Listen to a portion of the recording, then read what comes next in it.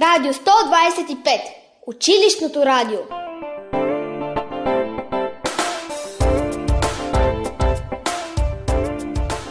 Уважаеми учители и ученици, днес е Световният ден на радиото. На тази дата през 1946 година за първи път гласът на Обединените нации прозвучава в ефира на радиото на ООН. Днес, по инициатива на ЮНЕСКО, датата 13 февруари е приета и се отбелязва в цял свят като Денят на радиото. Радиото е медията, без която не можем, която завинаги промени общуването между хората. Независимо кога, как и къде слушате радио, сутрин преди работа, докато пътувате или вечер преди да си легнете. Без значение дали го слушате със стария транзистор или радиоточката, през компютъра или на телефона си, вкъщи или в колата си. Радиото неизменно е част от нашето ежедневие. То винаги е редом с нас, защото от своето създаване радиото се доказва като най-бързото, най-доброто и най-достъпното средство за социално общуване. Колко е значимо радиото и днес виждаме и в 125-то средно училище Боян Пенев, което разполага със собствено интернет радио, а ръководител на аудио и визуално изкуство в училището е Виктор Горнаков, музикант и дългогодишен звукорежисьор в БНР, който ще ни разкаже за историята на тази институция, в която през близо 90 години работят много писатели, поети, музиканти и талантливи журналисти. Господин Горнаков, БНР е създадено на 25 януари 1935 година с указ на Негово Величество цар Борис III, а за ръководител на Радио София е назначен Панайот Тодоров Христов, или по-известен като Сирак Скитник. Каква е предисторията на това създаване? За да стане радиото държавно, редица ентусиасти са положили значими знания, професионализъм и труд. Благодарение на техните частни и родолюбими инициативи, на 30 март 1930 г. в София се основава Родно радио, предшественикът на Българското национално радио. Мястото е сградата на Българското инженерно-архитектурно дружество с адрес улица Раковски 108. Важно е да се каже, че радиото е магия от слово и звук, защото се прави от екип, водещ и звукорежисьори, които са еднакво важни. На това уча и възпитаниците от хуманитарните паралелки в нашето училище. Поканата ми е да слушате нашите предавания и нашата програма и да чуете първият подкаст, който записаха участниците в клуба по журналистика. Радио 125. Господин Горнаков, защо наричате радиото магия? За работещите в него или за слушателите то е такова? По принцип, радиото е магия, от както е създадено. От една кутийка се чуват звуците, които са, може би, даже на другия край на света, и това е благодарение на изобретенията телеграф и телефон, но това е друга история. За мен радиото стана още по-голяма магия, след като го слушах, разбира се, както всеки човек. Попаднах в него и видях цялата, да го наречем, кухня отвътре. Беше изключително преживяване, още първият ми сблъсък, да видя на живо хората, които до тогава ги бях слушал само като едни прекрасни гласове в едни много интересни предавания, и да ги видя тези хора на живо. Това беше наистина магия. С кои от известните ни писатели, музиканти и общественици ви срещна радиото? И как се работи с такива личности? Много са. Наистина са много. През времето, което бях в радиото, то никак не беше малко, повече от 10 години. През студията минаха много известни хора, личности, президенти, писатели, музиканти. Също така много забавно беше да свириме в студиото на живо, което е много трудно по принцип за ефир. Имам една много хубава случка, по-скоро преживяване с президента Желев, който беше поканен за някакъв много сериозен въпрос, разбира се, в студиото на програма Хоризонт. Той беше много притеснен. И аз тогава си дадох обяснение, че дори да си президент, попадайки в радиото, в една несвойствена среда, човек се притеснява. Усещането е, че нещо много важно тук се случва и че трябва да се внимава. Естествено му помогнах, успокоих го, като му казах: господин президент, ето тук, това е микрофона, като светне тази лампа, нали, и така нататък, служете си слушалките. Но ми направи впечатление това усещане на респект, когато човек попадне в студиото на едно национално радио. А и не само национално, разбира се. Имало ли е случаи, при които на звукорежисьорите да се е налагало да замазват гафове на водещи и как всъщност става това? Невероятно много случаи съм имал. Живият ефир, живото участие на хора в радиото предполага и все пак грешки. Дори звукорежисьорите грешиме, но ние сме тези, които сме последния филтър преди звукът да излезе в ефир и вече нищо не може да се направи. Може би не всички знаят, но в радиото някои неща се излъчват на запис. Естествено, водещия обявява записа или по-точно казва какво ще се излъчи, пуска се запис и така нататък.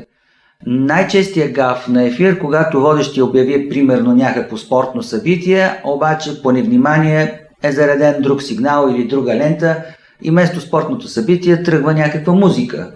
Това предизвиква едно стъписване, секундно, но въпрос на реакция, колко бързо ще се оправи. И друг интересен случай, не знам дали хората знаят, но радиото е изключително точна медия. Нещата са буквално до секунда изчислени и са направени така, че нещо да почне и да свърши точно в съответната секунда. Имаше едно предаване, Говори Москва, което се излъчваше на една лента, тя идваше от Съветския съюз тогава, слагаше се и беше с времетраене точно 29 минути и някакви секунди. Пускаше се в точно определен час и свършваше съответно секунди преди новините на хоризонта. Обаче един водещ, няма да казвам кой, колега, влетя в студиото и казва: този запис като свърши, дай ми микрофон. Викам, няма как да стане, имаш 3 секунди преди да пусна сигнал новини или нещо такова. Не, но понеже е водещ и има някакъв по-висш приоритет от нас звукорежисьорите, просто трябваше да направя някакви чудеса. Не знам как се справих, но беше много притеснително, защото можеха да ме накажат. А кой реагира по-бързо на новините? Радиото, телевизията или новинарските сайтове? Ами напоследък, може би някои новинарски сайтове, но това не е много сигурно, защото информацията там рядко се проверява, а пък и също изискват време.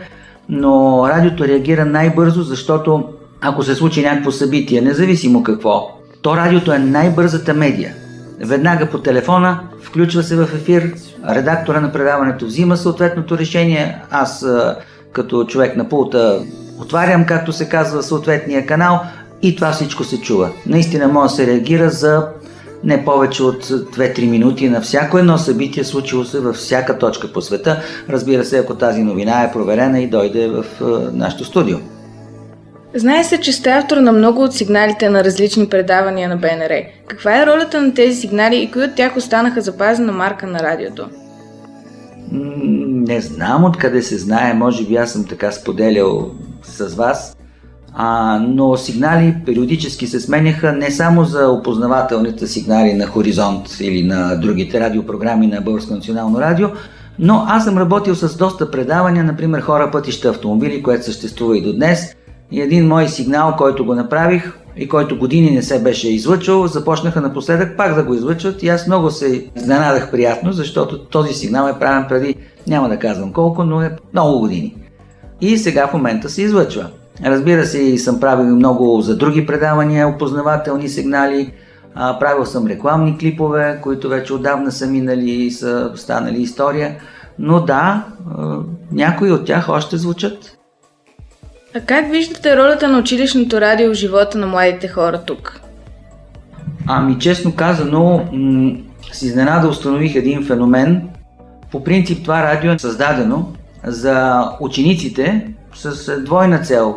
Едните от една страна да го правят, а от друга страна да го слушат. Тези, които правят радиото, или по-точно тези, с които работя и които естествено наричам колеги, защото ние работим в радио. Те се учат на много неща, може би без да го съзнават, но се учат да бъдат спокойни пред микрофон, да четат доста дълги текстове, което не е практика в съвременната образователна система, за жалост. А от друга страна пък, ако го слушат, могат да научат доста интересни неща, които техните връстници са взели като информация от някъде и са направили едно нелошо предаване. А радиото има много предавания на всякакви теми, за животните, за исторически събития, свързани с историята на България, за интересни събития, които са нещо като загадки или интересни истории. И също много разнообразна програма, но забелязвам един феномен, за жалост. Повечето хора, даже тези, които правят това радио, рядко го слушат. Надявам се, че други хора, които попадат на сайта на нашето радио, защото той има сайт Радио 125, който всеки може да намери, го слушат. Имате ли идеи за развитието на училищното радио и какви всъщност са те? Идеята ми за развитието на този формат на училищното радио, по-точно то няма на къде повече да се развива, защото формата е класически, взет назаем от други големи радиостанции. Аз съм се шегувал доста често, като съм казал: дайте ми само 2 тежички към предавателя на копитото и това радио ще стане национално или ефирно радио, което е мечта за всяко радио, разбира се, но пък е малко сложна процедурата. Но конкретно за нашето училищно радио може да се развива в посока да включваме повече различни формати. Например, блазни има идеята да имаме предаване на живо, което е малко по-стресиращо, ще изисква малко повече умения от водещите, защото да говориш на живо и знаейки, че те слушат може би стотици или хиляди даже хора, нормално за всяко едно радио, човек малко се напряга. Но пък това е една хубава школа, за да се отпуснеш и да можеш спокойно да говориш пред голяма аудитория. И още една идея, която имам: старите неща, които са запазени като архив, някои предавания, които вече не се излъчват, да бъдат, разбира се, качени като подкаст в пространството, както аз казвам, или в облака, и всеки да може да слуша, дори и тези ученици или хора, участвали в създаването на това радио или в работата му, да могат след години да влезнат там и да чуят как са звучали преди 5, 10 или 15 години. И един последен въпрос. Какви качества трябва да има човек, за да стане добър радиожурналист? Това е сложен въпрос, но веднага мога да дам няколко квалификации. На първо място да е любопитен, да му е интересно. След това да не се плаши от този звяр, наречен аудитория, публика. Ако си имал изяви да излезеш на сцена и да видиш една пълна зала и те стотици очи вперени в тебе, очакващи нещо да се случи, същото и когато си на микрофон или когато пък знаеш, че твоят труд ще го чуят много хора и затова трябва и да си дисциплиниран, отговорен, да държиш на работата си, да бъде изпипана, да не говориш общи приказки, да си конкретен, да си професионалист в областта, в която си решил да бъдеш журналист, защото журналистите биват спортни коментатори, могат да бъдат публицисти за политически предавания, новинари също така, които трябва да си подбират новините и да ги редактират. Изобщо доста качество, но ще използвам една дума от жаргона: да бъде отворен човек, да може да прави неща, които не всеки би могъл да се справи. И да има, разбира се, желание. Благодаря ви, че слушахте първият подкаст на Радио 125. Аз съм Далия Щиданова, дългогодишен член на Клуба по журналистика. До чуване!